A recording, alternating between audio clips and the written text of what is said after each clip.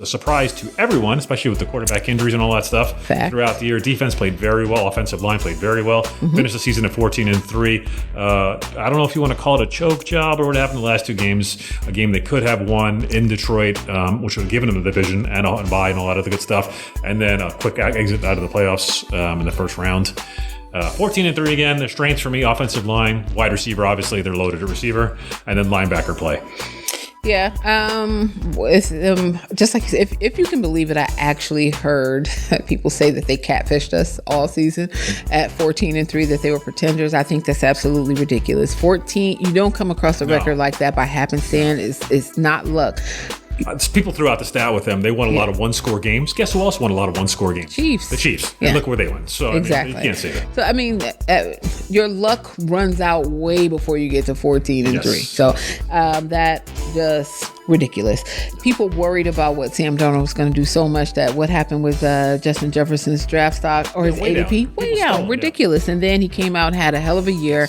And I think that those literally few games that they lost at the end of the season was to everybody has a bad Sunday.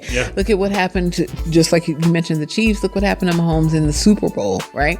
Are we now saying he's not one of the best to ever do it because he had a bad Sunday? The Detroit team was playing for the division at home. They won that game. Then they went to the Rams, right, and lost. So the Rams were a good team. So but I do think that I mean I think they got to build on the defensive side of the ball, though, if they are going to make a deeper run. So we'll go to weaknesses. I have cornerback, D tackle, and then running back. They have to figure out their running back situation. It was okay last year, but it could be built upon.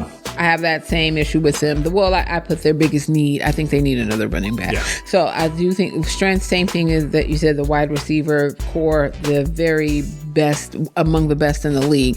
Super young. They got 1,000,000 miles of football left in them at a very high level. So the two receivers and the tight end are both very young. A lot of football ahead of them. And so, I thought they'd be. So there are a couple other issues around free agency that I think that might hit them hard, right? Big so that's big on the defense. So I think that right there is going to be their weakness for me. I think it's a couple linebackers, a couple in the secondary. Stephon Gilmore. A couple. So they're at 24.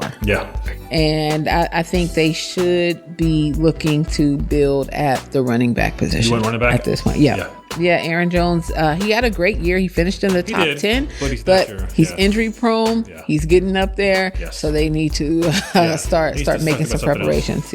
For me, I put a secondary or defensive end. For me, I like a guy named Malachi Starks. He's a safety out of Georgia, so that would be secondary, of course. He's a 3-year starter for the Bulldogs. He can play cover and has a speed to play one-on-one.